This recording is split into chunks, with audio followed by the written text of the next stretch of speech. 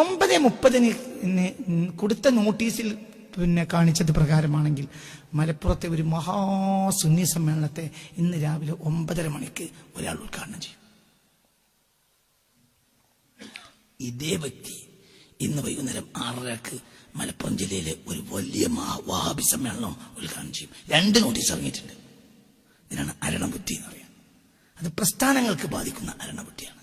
ഒന്നും വിചാരിക്കരുത്. ഇതിപ്പോ എങ്ങനെ ഇവിടെ എത്തി നിനക്കറിയില്ല. ഞാൻ ഗതികുട്ടി കൊണ്ടുവന്നതല്ല, ഇത് യോഗം പോലെ പറഞ്ഞതാ.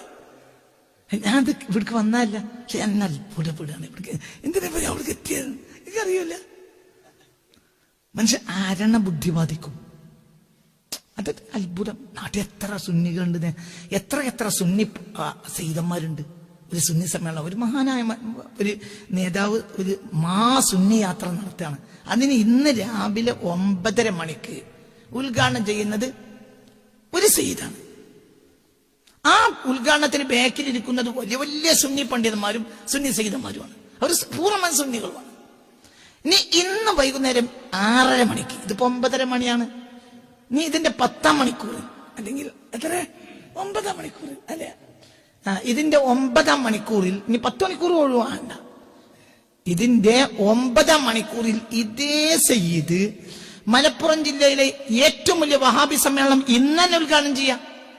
ഇന്ന് 2025 ഡിസംബർ 24 6:30 ഏറ്റവും വലിയ സുന്നി മഹായാത്ര സമ്മേളനം ഉദ്ഘാടനം ചെയ്യാം. അതേ വ്യക്തി 9:30 ഇന്നിപ്പോ 9:30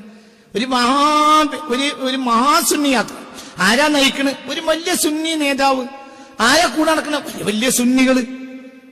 എന്തിനുണ്ടാക്കിയത്? അഖിലു സുന്നത്തിന് അപ്പുറം കീട്ട ഒരു കടുകിന്റെ അപ്പുറത്തേക്ക് കിടക്കാൻ പാടില്ല എന്നതിന് വേണ്ടി ഉണ്ടാക്കിയ പ്രസ്ഥാനമാണിത്. ഈ പ്രസ്ഥാനത്തിന് ഇന്ന് രാവിലെ ഈ സുന്നി മഹായാത്രയുടെ സമ്മേളനം ഉദ്ഘാടനം ചെയ്യുന്നത് ആരാ? ഒരു സയ്യിദ്. അതേ സയ്യിദ് നാളെയാണെങ്കിൽ മൂപ്പർക്ക് ഉറങ്ങി എണീറ്റപ്പോ ബോധം കിട്ടിയില്ല എന്ന് വിചാരിക്കാം. 9 മണിക്കൂർ വ്യത്യാസത്തിൽ ഇതേ സയ്യിദ് അതേ ജില്ല മൂപ്പർക്ക് ഇതൊന്നും ആരും അറിയില്ല എന്ന് വിചാരിച്ച് കാസർഗോഡ് ഉദ്ഘാടനം ചെയ്യുകയാണെങ്കിൽ ജില്ല മാറി എന്ന് വിചാരിക്കാം. അതേ മലപ്പുറം ജില്ലയിൽ ഇന്ന് രാവിലെ 9:30 മഹാസുന്നി യാത്ര ഉദ്ഘാടനം ചെയ്യുകയാണ് ഒരു സയ്യിദ്. അതേ സയ്യിദ് ആർക്കാണ് ഉദ്ഘാടനം ചെയ്തു കൊടുക്കുന്നത്? ഒരു മഹാസുന്നി നേതാവിന്റെ യാത്ര.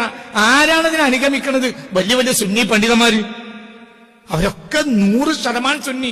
ഒരു വഹാബിയത്തിനും കടുകിട അളവ് കൊടുക്കാത്ത സുന്നികള്.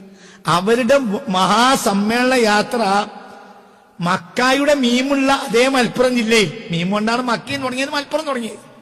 അതേ മലപ്പുറം ജില്ലയിൽ ഇന്ന് വൈകുന്നേരം 9-ാം മണിക്കൂറിൽ മലപ്പുറം ജില്ല കണ്ട ഏറ്റവും വലിയ ഒരു വഹാബി സമ്മേളനം ഉദ്ഘാടനം ചെയ്യുന്നത് ഇതേ സയ്യിദ്. ആരാ അപ്പ ബാക്കിലിരിക്കുന്നത്? മലപ്പുറം ജില്ലയിലും കേരളവും കണ്ട ഏറ്റവും വലിയ വഹാബി നേതാക്കന്മാര്. എന്താ സംഭവിച്ചത്? അരണബുദ്ധി.